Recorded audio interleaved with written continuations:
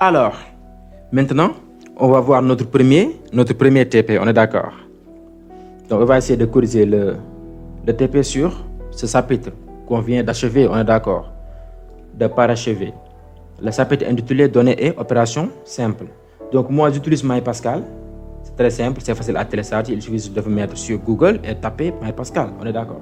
Après, vous cliquez le premier lien peut-être. Oui, après, vous téléchargez et pour l'installation, c'est très simple. Vous mettez exécuter ou suivant, bon, jusqu'à l'achèvement de l'installation. On est d'accord. Donc, j'ai concocté quelques exercices. Je pense que c'est au nombre de 10. On est d'accord. Donc, on va voir ces exercices-là. On va essayer de les pratiquer.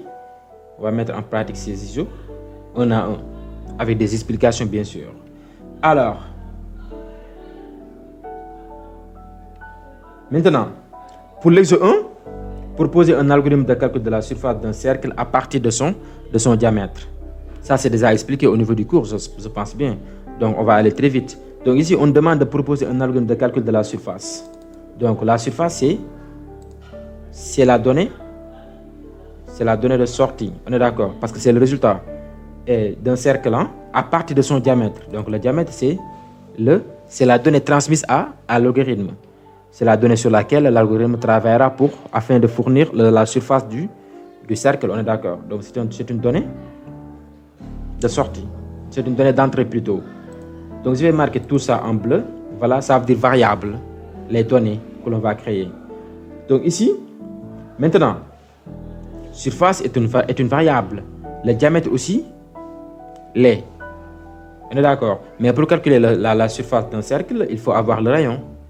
Et pi, on sait très bien que c'est 3,14. C'est une constante. On est d'accord?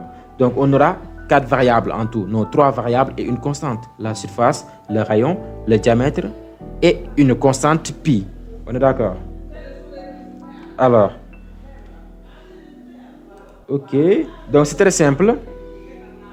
D'après ce que je vous ai dit dans les vidéos précédentes, n'est-ce pas? Juste au niveau de la deuxième partie du chapitre Données et opérations simples, le programme Pascal est constitué de trois parties, de 3 éléments. Il y a l'entête, la déclaration et le corps. On est d'accord? Donc, l'entête constitue tout simplement le nom du programme. On met programme, son nom. Vu que ici, l'exercice s'intéresse tout simplement au calcul plutôt de la surface d'un cercle à partir de son diamètre. Donc, ici, on peut l'appeler comme par exemple le nom que l'on donne au programme. On peut mettre calcul surface, par exemple, pour être beaucoup plus descriptif. Calcul surface, cercle. D'accord. Notez très bien que ici, chaque nom, que ce soit le nom du programme ou le nom d'une donnée, le nom d'une constante ou d'une variable, doit être unique. Parce que le nom, en fait, c'est celui qui identifie la donnée. On est d'accord? C'est un identificateur. Donc, le nom que j'ai donné là au programme, je ne dois pas le donner à une autre donnée. On est d'accord? Donc, j'ai mis calcul surface, cercle, voilà, comme programme. Donc, ça, c'est... Je zoome un peu. Donc, ça, c'est l'entête. On est d'accord? Maintenant, introduction à la phase déclaration. Bon, si on a variable et constante, il faut devancer constante. La déclaration des constantes d'abord. On est d'accord? On déclare d'abord les constantes, après les variables. Donc, pour déclarer constante, comme on l'a appris, on met const. Voilà, si je veux, je peux mettre espace comme ça. Bon, ça va de soi. Hein? Ça dépend de vous. Const, je vais mettre pi. 2 points égal. Pas égal tout court. On est d'accord? Sinon, on aurait une erreur syntaxique. Il faut mettre 2 points égal. 3,14. Point virgule. Et il faut bien mettre... point virgule. Parce que point virgule, c'est la ponctuation qui marque la fin d'une instruction. Donc, une instruction ne doit pas être dépourvue de point virgule, sinon on aurait une belle erreur. Donc, le point virgule là indique au compilateur qu'il s'agit d'une instruction. On est d'accord? Maintenant, on a déclaré notre constante. Eh bien, introduisons-nous à la déclaration de nos variables. Pour la déclaration des variables, on met var, tout court. Et ici, voyez pi. Si je veux, je pourrais préciser là le type en mettant réel. On est d'accord? Mais maintenant, moi, je préfère mettre directement la valeur et laisser le compilateur de deviner le type de la constante. On est d'accord? Je ne me fatigue pas, on est d'accord. Alors, il y a surface. Et je pense bien que surface, rayon, diamètre sont de même type, on est d'accord. Donc, je pourrais effectuer la déclaration ensemble, c'est-à-dire sur une même ligne réelle, point virgule. Voilà, je pense que c'est cool. Maintenant, j'ai terminé, j'ai achevé la partie déclaration. Maintenant, attaquons le corps du programme. Le corps du programme est délimité par begin et end. On est d'accord? Sinon, il y aurait erreur syntaxique. Begin. Alors, qu'est-ce que je vais dire? Quelle est la donnée d'entrée? Quelle est la donnée qui est transmise à l'algorithme? C'est le diamètre. Donc, je vais demander à l'utilisateur de mentionner, de saisir le diamètre. On est d'accord? Avec write ln saisir le diamètre. Voilà, point virgule, c'est une instruction. Et maintenant, je vais récupérer la valeur saisie par l'utilisateur avec la lecture, avec read. On est d'accord? Et cette valeur-là sera affectée à la variable diamètre. On est d'accord? Donc, je vais attribuer cette valeur-là, ce que l'utilisateur va mentionner au niveau de la variable diamètre. Je vais mettre read ln diamètre. Voilà, point virgule. On est d'accord? Maintenant, pour calculer la surface, il faut d'abord calculer le rayon. On est d'accord? On peut aller directement en mettant, au lieu de calculer le rayon, en mettant tout simplement diamètre divisé par 2, parce qu'on sait très bien que le rayon, c'est la moitié du diamètre. On est d'accord? Mais moi, je préfère le calculer pour montrer. Voilà. Rayon égale diamètre. On utilise le slash divisé par 2. Point virgule. Voyez-vous? Maintenant, on a le rayon. Il suffit juste maintenant de faire pi fois r carré pour avoir la surface. Donc, je vais mettre surface. 2 points égale pi multiplié par le carré. On peut utiliser SQR comme on peut utiliser aussi rayon fois rayon. On est d'accord? Rayon fois rayon. Pour être simple, on peut faire ça. On est d'accord? Ou bien on fait ça. SQR entre parenthèses rayon. Voilà. C'est pareil. Maintenant, on a la surface. Il suffit maintenant d'afficher la surface à l'utilisateur. Mais quand même, on ne va pas l'afficher de manière brute. C'est-à-dire sans aucun texte descriptif. On est d'accord? Comme ça, surface. Ça, c'est pas joli. On est d'accord? Il n'y a pas de texte. La valeur de la surface n'est pas accompagnée de texte. Ça, c'est très strict. On est d'accord? Donc, je vais essayer de l'accompagner de texte. Donc, je vais mettre la surface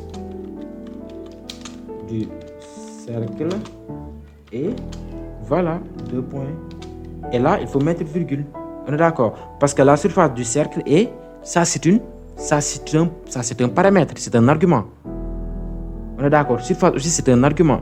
Et les paramètres d'une fonction sont séparés par des virgules. On est d'accord? C'est ça. Donc c'est tout. Maintenant, si je compile, j'aurai erreur. Pourquoi? Parce que je n'ai pas fermé le corps. Je n'ai pas bien délimité le corps du programme. Donc je n'ai pas encore mis le n point. N point. On est d'accord? J'enregistre. Maintenant je compile. Bon, attends, je vais éviter l'enregistrement. Je compile. Bon, on ne peut pas compiler sans effectuer d'enregistrement. Donc je pourrais l'appeler TD ou TP 1. Voilà. Il me dit qu'il y a erreur. Erreur de syntaxe. Le égal attendu mais 2 points égal trouvé. C'est où ça? Voilà, je pense que c'est ici. Donc ça, c'est égal, pas 2 points égal. Exécuter, voyons ici. Donc le bouton exécuter n'était pas actif. On est d'accord? Maintenant, une fois que la compilation marche, ce bouton-là est activé pour nous donner la possibilité tout simplement d'exécuter le programme. On clique sur exécuter. Et là, voilà, on nous demande de saisir le diamètre.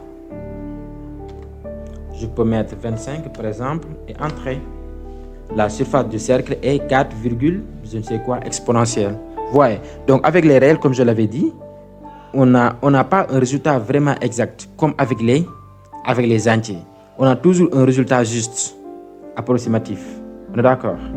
Et la notation d'un réel, c'est soit avec exponentielle ou bien avec le séparateur point. On est d'accord? C'est ça. Donc voilà donc la correction de l'exo 1. C'est très simple. Très très simple. Et là, pour fermer la console, il suffit de saisir, de taper sur n'importe quel bouton. On est d'accord? Donc voilà, c'est simple. Donc je vous répète ça c'est l'entête du programme.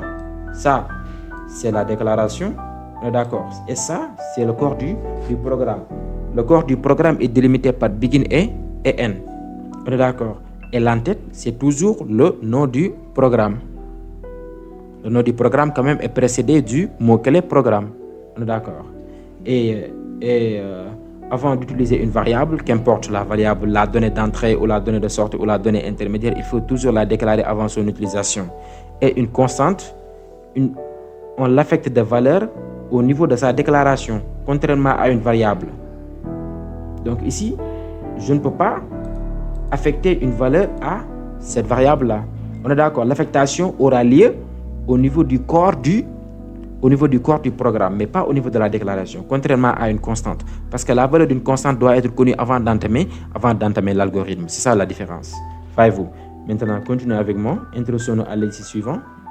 Proposer un algorithme de calcul du périmètre d'un rectangle à partir de la largeur et de la surface. Donc, on nous demande de proposer un algorithme de calcul du périmètre d'un rectangle à partir de la largeur et de la surface. Donc, les données transmises à l'algorithme ici sont la largeur et la surface. On est d'accord? Et on nous demande de calculer le périmètre. Donc déjà, on a déjà trois variables. On est d'accord? Alors, est-ce que l'on peut calculer directement le périmètre depuis la surface et la largeur? Non. Parce que la formule du périmètre, c'est longueur plus largeur le tout multiplié par 2. On est d'accord? Donc ici, il y a une donnée intermédiaire qui est là, la longueur. Donc c'est très simple. Donc on aura comme variable périmètre, largeur, surface, longueur. Et je pense très bien que toutes ces variables-là sont de type réel. On est d'accord? Donc on peut faire la déclaration au niveau d'une seule ligne. Donc ça, qu'est-ce que je vais enlever? Bon, je peux tout enlever. Hein. Ça ne me sert pas d'écrire. Programme, voilà. Je vais mettre calcul, périmètre, rectangle. Voilà. Point virgule. Ça c'est l'entête du programme. Et maintenant, je m'investis aux déclarations. Donc je vais mettre var, vu qu'ici on n'a pas de constante. On est d'accord? Var, périmètre, longueur, largeur, surface, 2 points, réel. On est d'accord? Voilà. Donc ça, pour être beaucoup plus clair, pour une question de lisibilité, on peut faire ça et on décale un peu, on indente un peu. On est d'accord? On met var dans une seule ligne. Après, l'ensemble des variables déclarées, on les met au niveau de la ligne suivante. Si elles portent bien sûr si elles ont le même type quand même. Voilà, donc j'ai fait la partie de déclaration. Maintenant, je vais commencer mon corps du programme. Begin. N. Pour ne pas oublier, on peut mettre directement N. Voilà, et à leur sein, c'est-à-dire entre begin et N, on met nos instructions. On est d'accord? Donc ici, on ne connaît pas la valeur de la longueur. Mais vu qu'on a la surface et la largeur, on peut déduire la longueur. C'est très simple. Vu que la surface d'un rectangle, c'est longueur fois largeur. On est d'accord? Donc longueur, c'est tout simplement égal à surface divisé par la largeur. On est d'accord? Et là, on demande de calculer le périmètre. Donc pour calculer le périmètre, ce sera simple. Il suffit de mettre comme adresse 2 points égales, entre parenthèses, si je veux, puis longueur plus largeur. Donc ici, pas si je veux, les parenthèses. Pourquoi? Parce qu'il y a ordre. Donc ici, la multiplication a plus de priorité sur l'addition. Fois 2. La multiplication a plus de priorité sur l'addition. On est d'accord? Donc si j'avais pas mis les parenthèses, ce sera largeur fois 2, ensuite plus la longueur. Mais vu que j'ai mis les parenthèses pour délimiter longueur plus largeur, dans ce cas, on va faire d'abord la somme, longueur plus largeur, le tout maintenant multiplié par 2. Attention, l'ordre des calculs, c'est très important. L'ordre des opérations, c'est très important. Plus et moins ont moins de priorité sur la multiplication, comme la division. On est d'accord? Voilà, c'est ça. Maintenant, j'ai calculé le périmètre. Il me reste maintenant de l'afficher à l'utilisateur. Write-ln, avec write-ln, de lui dire le périmètre du rectangle, le périmètre du rectangle et virgule périmètre. Voilà, je ferme la parenthèse, point virgule, et c'est tout. Le périmètre du rectangle est périmètre. Si j'enregistre et compile, ça marche bien. Voyons, parce que le bouton exécuter qui était désactivé est maintenant réactivé. Je peux exécuter. Voilà, il me demande run time out at. Oui, donc j'ai fait une erreur quelque part. En fait, oui. Pourquoi? Quelle est l'erreur? Parce que tout simplement, j'avais dit tout à l'heure que, peut-être non, pas tout à l'heure, mais dans la vidéo précédente, qu'une donnée sans valeur est inutile. Une variable sans valeur est inutile. C'est-à-dire on déclare la variable et on ne lui affecte pas de valeur, c'est inutile. Et ça va même générer une erreur. Ça peut générer une erreur. Attention. Donc ici, j'ai oublié de demander à l'utilisateur de saisir la surface ainsi que la largeur. C'est ça l'erreur que j'ai commise. On est d'accord? Donc je vais dire write-ln, donner la surface et la largeur. On peut regrouper les deux ou bien on lui demande étape par étape. On lui demande une à une. On est d'accord? On demande à l'utilisateur de saisir une à une les variables. Je veux. Et maintenant là, je vais mettre write-ln. Dans ce cas, donc vu que j'ai demandé à l'utilisateur de saisir la surface et la largeur, donc ce qu'il va saisir en premier sera la surface. Donc ce qu'il va saisir en premier sera stocké dans la variable surface et l'autre dans la variable largeur. Voilà, point virgule. Donc c'est tout. Si je compile et j'exécute, voilà, j'ai pas d'erreur. Donner la surface et la largeur. La surface, je pourrais mettre 35. Et pour donner la largeur, je vais mettre juste espace. On est d'accord? Et la largeur, je vais mettre 7. Et là, il me dit que le périmètre du rectangle est 2,4. C'est quoi? Exponentiel. Voyons. Donc c'est ça. C'est très simple. On est d'accord? Voilà, c'est ça. Donc si on demande à l'utilisateur de saisir 2 entiers ou 3 entiers ou plusieurs entiers en même temps, voilà, donc la saisie. Si on mentionne un entier, on doit faire espace. Et on saisit l'autre entier. On est d'accord? C'est ça. Donc le périmètre du rectangle, voyons ici, on a un résultat juste. On est d'accord, un résultat approximatif, tout simplement parce que le type réel est comme ça. Ce n'est pas comme le type entier. Le type réel n'est pas trop précis. Voilà. Et pour fermer la console, il suffit de taper sur une touche. Donc c'est très simple, c'est ça juste pour l'exode 2. Donc c'est très simple. Voyons. Voilà, c'est comme ça. Hein? C'est comme ça qu'on fait. Une fois que l'on a repéré tout simplement l'objectif de cet algorithme, c'est-à-dire le résultat, ce que doit fournir l'algorithme, ainsi que les données qui sont à disposition pour permettre à l'algorithme d'aboutir, d'atteindre plutôt son objectif, c'est très simple. Comme j'ai insisté au niveau des vidéos précédentes sur les données d'entrée, les données de sortie, les données intermédiaires, voyez-vous. Donc c'est ça. Donc, une fois que l'on a bien cerné ça, on n'aura pas de problème. On peut faire n'importe quel exo. On est d'accord?